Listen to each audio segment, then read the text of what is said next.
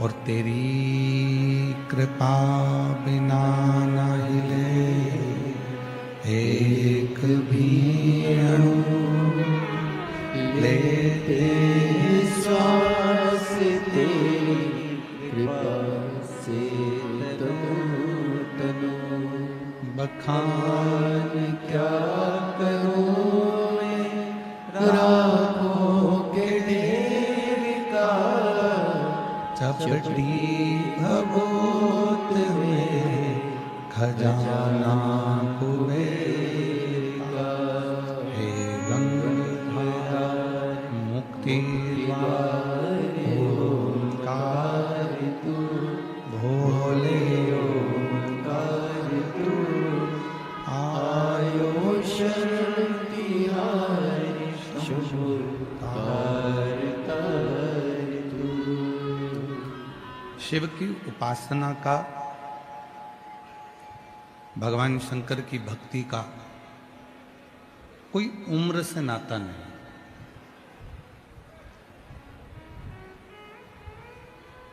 कि 25 वर्ष के होगे तो भगवान का भजन करोगे या 50 वर्ष के होगे तो शिव का नाम लोगे। 70 वर्ष की आयु हो जाएगी तो भगवान का भजन करोगे।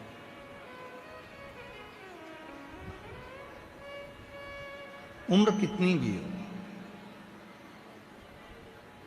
शिव महापुराण की कथा कहती है शंकर भगवान की साधना के लिए, ईश्वर की आराधना के लिए उम्र और समय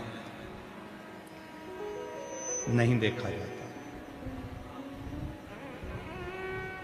जिसको भगवान शंकर की साधना करना है, ईश्वर की साधना करना है, राम नाम कृष्ण नाम, श्री नारायण श्री हरि आदि का स्मरण करना है, उसको उम्र नहीं देखना, उसको समय भी नहीं देखना। आज व्यक्ति क्या करता है कि पहले उम्र देखता है कि अभी तो हमारी कमाने की उम्र है, अभी हमें भजन नहीं करना। अभी कोई हमारी साधना की उम्र थोड़ी ना है। अभी हमारी कोई उम्र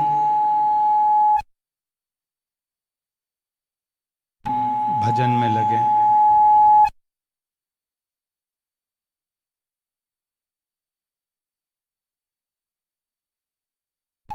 अभी हमारी उम्र कोई ऐसी नहीं हुई कि हम सत्संग में लगे। अभी हमारी उम्र छोटी है तो अभी हम कमाएंगे। अभी तो हमको कमाना है, अभी तो हमको एकाग्रित करना है, कमाने में लगना है। शिव पुराण कहती है कि शिव की भक्ति के लिए ना उम्र देखी जाती है ना समय देखा जाता, दोनों चीजें नहीं देखी।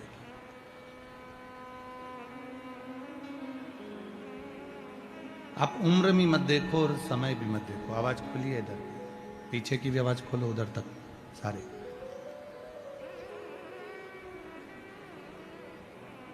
जब तुम्हारा मन कर जाए, जब तुम्हारा चित्त कर जाए और तुम्हें लगने लगे कि मुझे ईश्वर की आराधना साधना करना है, जब तुम्हारा मन लग जाए, जब तुम्हारा चित्त लग जाए, आवाज खोलो बेटा सब तुर गई। जब तुम्हारी चित्त वृत्ति में यह बात बैठ जाए कि हमें ईश्वर की साधना करना है, फिर हमें उम्र नहीं देखना। अब कई लोग कहते हैं कि हम सुबह सुबह बहुत काम रहता है इसलिए मंदिर नहीं जा पाते। ठीक है, कोई बात नहीं।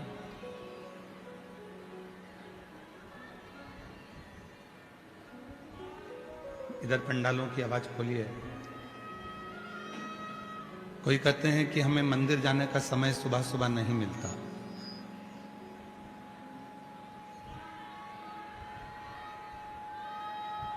हम उनसे कहते हैं कि यदि जाने का समय नहीं मिल रहा, आप मंदिर नहीं जा पा रहे सुबह, तो 24 घंटे में से कोई समय तो ऐसा निकालो जिस समय पर आप शिव के सामने जाकर खड़े हो जाओ, शिव की साक्षी में पहुंच जाओ। प्रत्येक भारत की भूमि पर ही नहीं, देश और विदेश में जहां भी शंकर जी के मंदिर हैं, चाहे वो ज्योतिर्लिंग हो, चाहे तुम्हारे आसपास का मंदिर हो, तुम्हारे घर के पास का मंदिर हो, चाहे तुम्हारे घर में शंकर जी का कोई शिवलिंग हो, जो तुम्हारे घर के पास में हो। लोग कहते हैं कि उज्जैन महाकाल में ज्योतिर्लिंग है, कोई कहता है काशी में ज्योतिर्लिंग है, कोई कहता है केदार में ज्योतिर्लिंग है, कोई कहता है कि सोमनाथ में ज्योतिर्लिंग है, कोई कहता है भीमा शंकर में ज्योतिर्लिंग है, कोई कहता है मल्लिकार्जुन में ज्योतिर्लिंग है। पर शिव महापुराण की कथा एक सुंदर बात, आवाज नहीं आ रही है पंडालों में, आवाज खोलिए ना। शिव महापुराण की कथा भगवान शंकर की कथा वर्णन करती है कि केवल उज्जैन ज्योतिर्लिंग में नहीं, काशी में ही नहीं, केदार में ही नहीं, भीमा शंकर या कृष्णेश्वर या मल्लिकार्जुन में ही नहीं, शिव महापुराण की कथा कहती है कि शिव भगवान शंकर का शिवलिंग तुम्हारे घर के पास में भी अगर किसी मंदिर में है, और तुम्हारे घर के अंदर भी यदि कोई शिवलिंग विराजमान है, तो ये समझ लेना कि वो 12 ज्योतिर्लिंग के रूप में ही विराजमान है।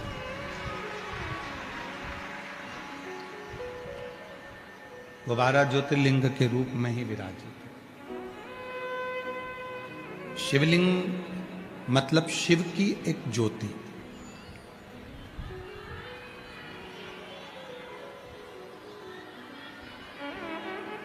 शिवलिंग मतलब भगवान शंकर की एक ज्योति।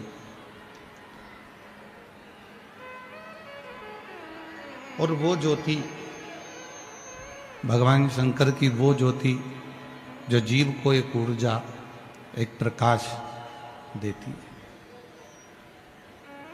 क्यों कहते हैं हम कि रोज प्रतिदिन भगवान शंकर के मंदिर जाओ, एक लोटा जल चढ़ाओ? क्यों कहा जाता है?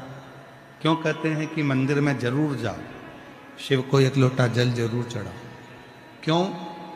क्योंकि जब हम किसी भी शिव के मंदिर में जाते हैं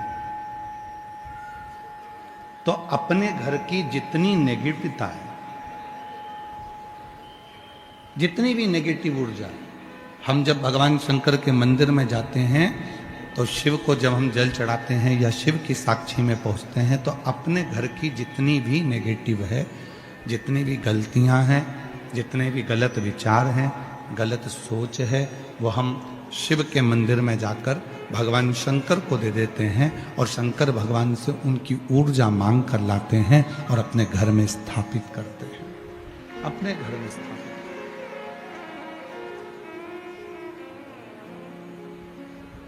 केवल भगवान शंकर के मंदिर में जाकर शिवलिंग की साक्षी में भी अगर हम खड़े हो जाते हैं, भगवान शंकर के मंदिर में जाकर शिवलिंग की साक्षी में भी अगर हम हैं, और कितना सुंदर कहा है, स्कंद पुराण में वर्णन मिलता है काशी खंड में। स्कंद पुराण का काशी खंड कहता है जहां शंकर भगवान का शिवलिंग विराजमान होता है, वहां से 100 हाथ की नपती कर लो।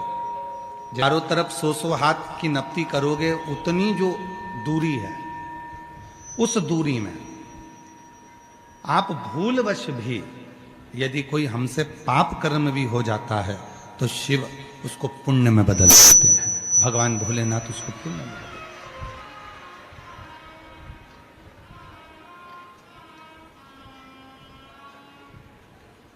रामचरितमानस किस किसने सुनी है? हाथ उठाओ जरा, जिन्होंने रामायण सुन रखी है। चलिए रखिए। श्रीमद् भागवत कथा किस किसने सुनी है? प्रणाम, रखिए। दोनों कथाओं को देखिए।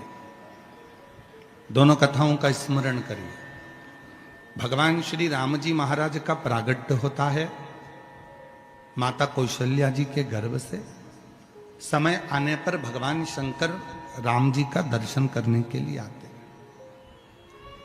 सुनिए ना कथा सबने, जम के तो बोलो जरा, ठीक है। अब जो रामचरितमानस में हुआ कि भगवान राम जी का प्रागट्य हुआ और भगवान भोलेनाथ भगवान शिव राम जी का दर्शन करने के लिए राम जी के दरवाजे पर, राम जी के द्वार पर, कौशल्या जी के दरवाजे पर गए दर्शन किया। और कौशल्या माता ने राम जी के स्वरूप का दर्शन भगवान शंकर जी को कराया।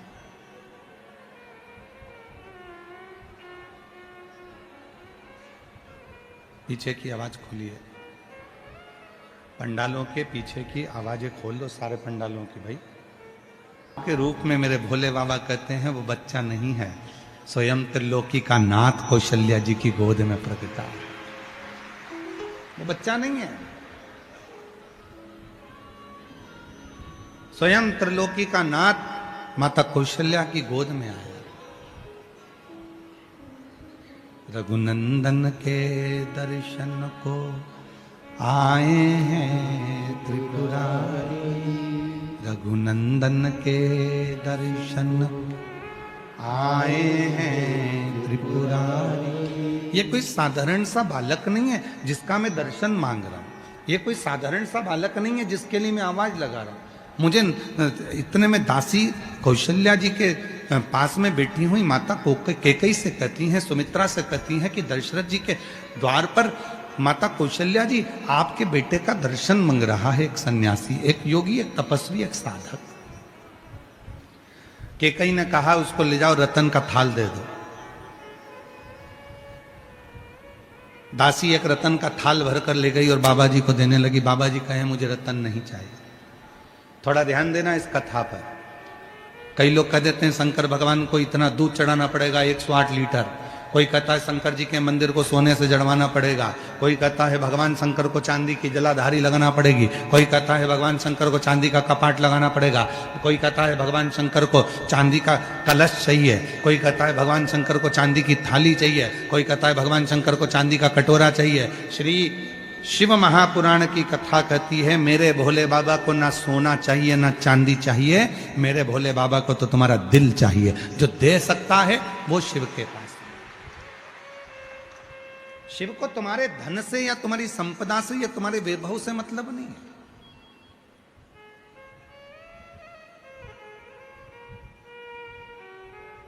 भगवान शंकर को तुम्हारे धन या दौलत से मतलब नहीं है। भगवान शंकर को तुम्हारे संपदा से मतलब नहीं है।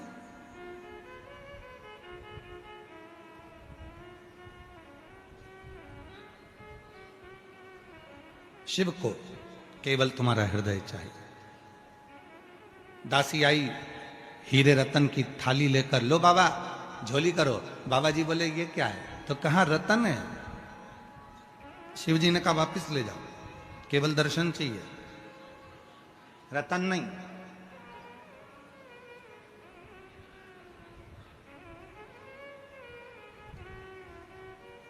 रतन से दर्शन नहीं हो सकते। वो था त्रेता युग जिसमें रतन से दर्शन नहीं होते थे, और आज है कलयुग जिसमें बिना दौलत के तो मंदिर में भी जल्दी दर्शन नहीं होते। पैसा दोगे तो बैठ पाओगे, पैसा दोगे तो बैठोगे, धन है तो बैठो, पैसा है तो बैठो, नहीं तो चलो यहां से। मतलब तुम्हारी कीमत नहीं है, याद रख लेना। तुम्हारी बिल्कुल कीमत नहीं है, तुम्हारे पैसे की कीमत है। जेब अगर गर्म है तो होटल का रूम तुम्हारा है, जेब अगर गर्म है तो ट्रेन की सीट तुम्हारी है, जेब अगर गर्म है तो फ्लाइट की सीट तुम्हारी है। और अगर जेब में माल नहीं है तो तुम भले दुनिया में घूमते रहो, कुछ भी तुम्हारा नहीं, कुछ भी तुम्हारा नहीं।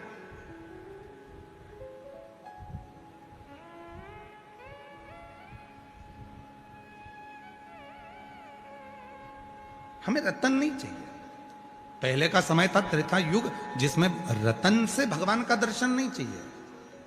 हमें केवल दिल से जाकर तो बोलो कौशल्या जी से कि दरवाजे पर योगी आया है, सन्यासी आया है, तपस्वी आया है, साधक आया है, उपासक आया है।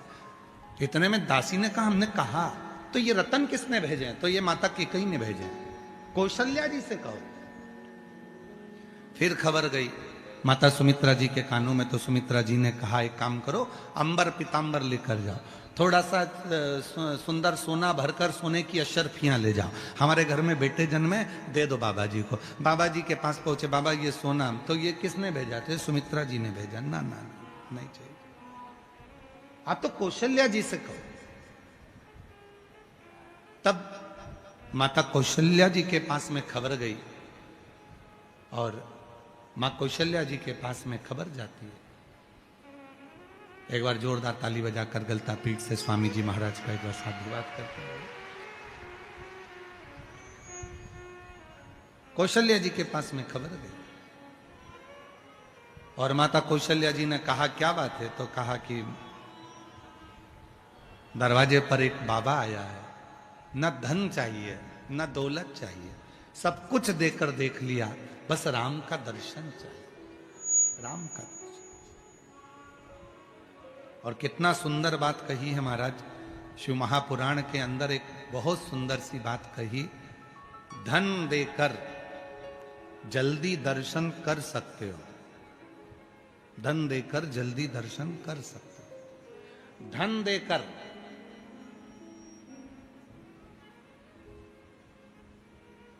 तुम वीआईपी ट्रीटमेंट प्राप्त कर सकते हो, पर धन देकर उस परमात्मा को अपना नहीं बना सकते।